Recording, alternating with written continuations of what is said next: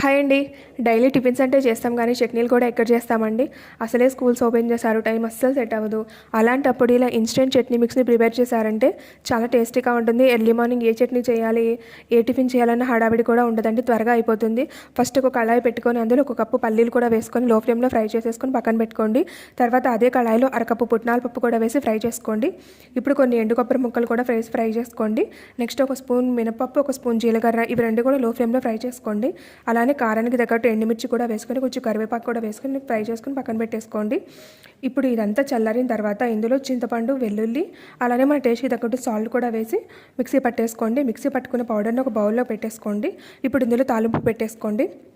తర్వాత ఈ పౌడర్ని ఒక బాక్స్లో స్టోర్ చేసి పెట్టుకున్నారంటే 1 మంత్ వరకు నిల్వ ఉంటుందండి. ఎర్లీ మార్నింగ్ దోశల్లో అయినా ఇడ్లీలో అయినా చాలా టేస్టీగా ఉంటుంది. కొంచెం వాటర్ వేసుకొని కలిపేసుకొని సర్వ్ చేసేసుకోవడం. ఈ వీడియో కనుక మీకు నచ్చినట్లయితే ప్లీజ్ లైక్ చేయండి.